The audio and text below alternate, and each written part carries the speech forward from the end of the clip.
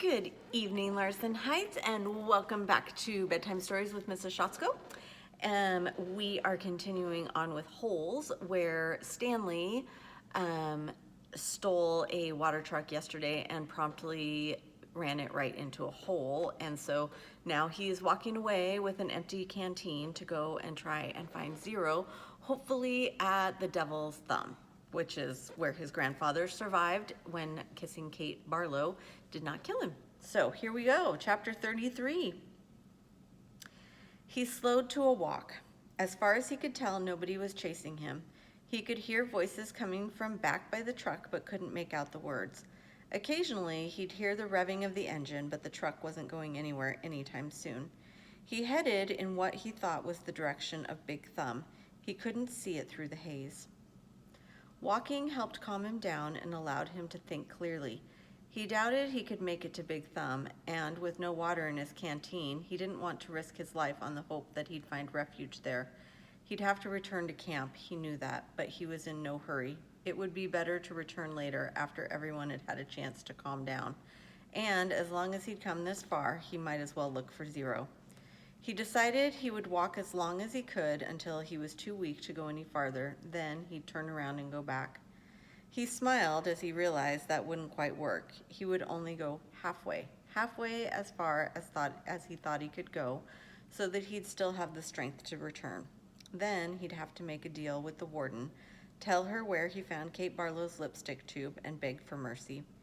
He was surprised by how far out the holes extended. He couldn't even see the camp compound anymore, but he kept passing holes. Just when he thought he'd passed the last hole, he'd come across another cluster of them a little further away.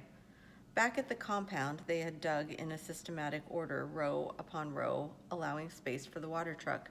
But out here, there was no system. It was as if every once in a while, in a fit of frustration, the warden would just pick a spot at random and say, "What the hell, dig here."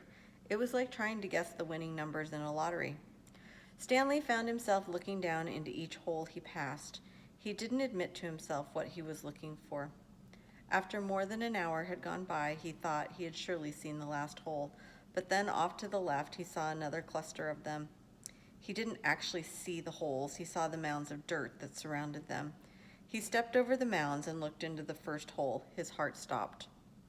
Down at the bottom was a family of yellow-spotted lizards. Their large red eyes looked up at him. He leapt back over the mound and ran. He didn't know if they were chasing after him. He thought he might have seen one leap out of the hole. He ran until he couldn't run any further, then collapsed. They hadn't come after him. Remember at the beginning they talked about it? He might be like the first person ever who saw one and didn't get bitten by it. He sat there a while and caught his breath. As he got back to his feet, he thought he noticed something on the ground, maybe 50 yards away. It didn't look like much, maybe just a big rock, but in a land of nothingness, any little thing seemed unusual. He walked slowly towards it. The encounter with the lizards had made him very cautious. It turned out to be an empty sack of sunflower seeds. He wondered if it was the same one Magnet had stolen from Mr. Sir, although that didn't seem likely. He turned it inside out and found one seed stuck to the burlap. Lunch. Chapter 34.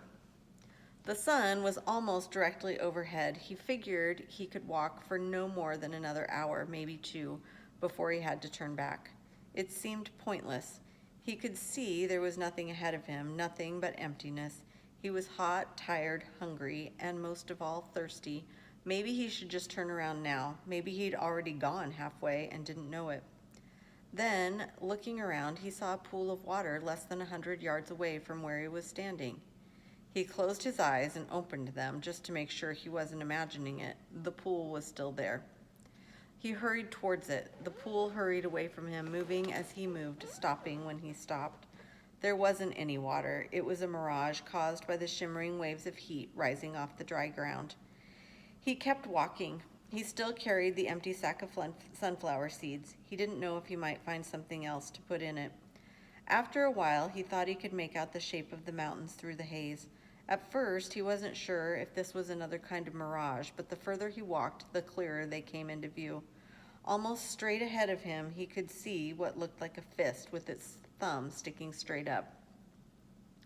He didn't know how far away it was, 5 miles, 50 miles. One thing was certain, it was more than halfway.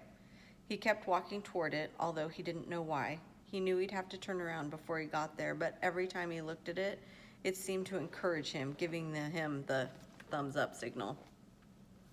As he continued walking, he became aware of a large object on the lake. He couldn't tell what it was, or even if it was natural or man-made. It looked a little like a fallen tree, although it didn't seem likely that a tree would grow here. More likely, it was a ridge of dirt or rocks. The object, whatever it was not on the way to Big Thumb, but off to the right. He tried to decide whether to go to it or to continue toward Big Thumb, or maybe just turn around. There was no point in heading toward Big Thumb, he decided. He would never make it. For all he knew, it was like chasing the moon.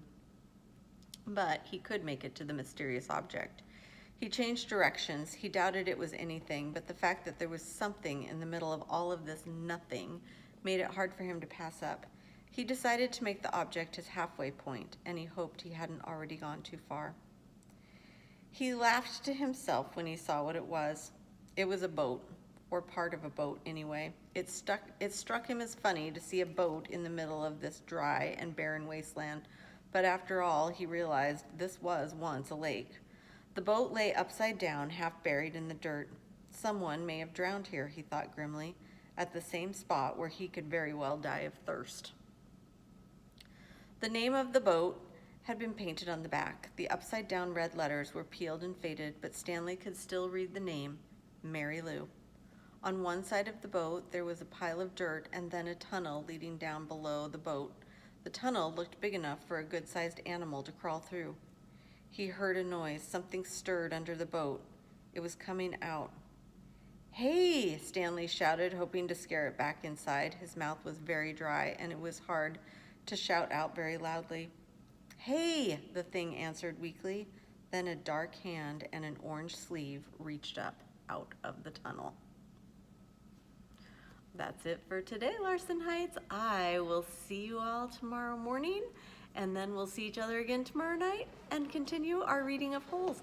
Have a great evening. Keep soaring with the eagles.